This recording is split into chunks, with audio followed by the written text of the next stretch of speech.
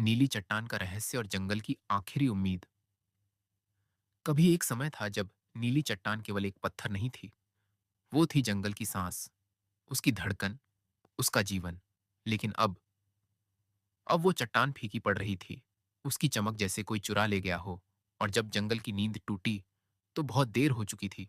हर दिशा से एक ही सवाल उठ रहा था, अगर नीली चट्टान बुझ गई तो क्या हम भी बुझ जाएंगे? बड़े जानवरों की सभा बुलाई गई। शेर, हाथी, भालू, मगरमच्छ, सब चिंतित थे। कई सुझाव आए, कोई गुस्से में, कोई डर से, पर कोई भी यह नहीं जानता था कि उस चट्टान की रोशनी क्यों जा रही है। सभा से दूर एक छोटा सा खरगोश, गोलू, पेड़ों के पीछे से सब कुछ सुन रहा था। उसकी आंखों में डर नहीं, उम्मीद थी। गोलू सोच रहा था, अगर सबने हार मान ली है तो क्या अब कुछ भी नहीं हो सकता? उसी रात वो चुपचाप अपनी माँ से बोला, माँ, मैं नीली चट्टान को ढूंढने जा रहा हूं। अगली सुबह गोलू निकल पड़ा। साथ देने आए कुछ अजीब मगर प्यारे साथी।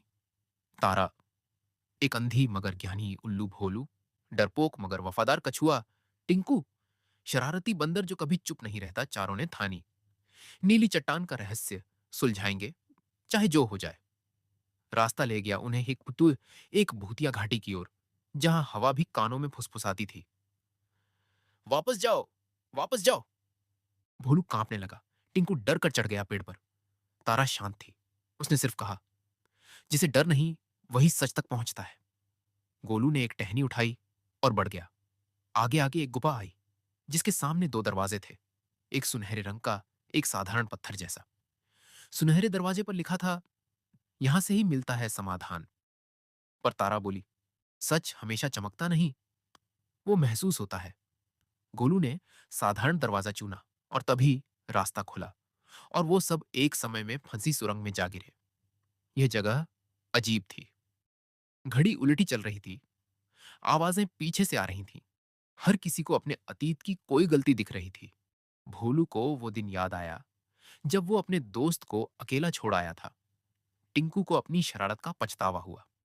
गोलू ने भी अपनी मां को बिना बताकर निकलने पर अपराध बोध महसूस किया। तारा बोली, सच्चाई तक पहुंचना है तो सबसे पहले अपने भीतर की गलती को स्वीकार करना होगा। और जैसे ही सबने अपनी गलती मानी, वो सुरंग गायब हो गई। अब वो पहुंचे एक पहाड़ी के ऊपर, जहां नीली चट्टान थी, पर उसकी रोशनी बुझी हुई थी। एक आखिरी रहस्य सामने आया। नीली चट्टान उन्हीं के लिए चमकती है जिनका दिल पूरी तरह सच्चा हो। सभी ने अपनी अपनी कोशिश की, पर कोई असर नहीं। तभी गोलू ने धीरे से अपनी मां की बात याद की। सच बोलना, कभी मत छोड़ना, चाहे सब लोग झूठ को सच माने। गोलू ने अपनी सारी सच्चाइयां, डर, पछतावे और प्यार उस चट्टान के सामने रख दिया। और फिर चट्टान नीले प्रकाश से चमक उठी। उस चमक से जंगल में फिर हरियाली लौट आई।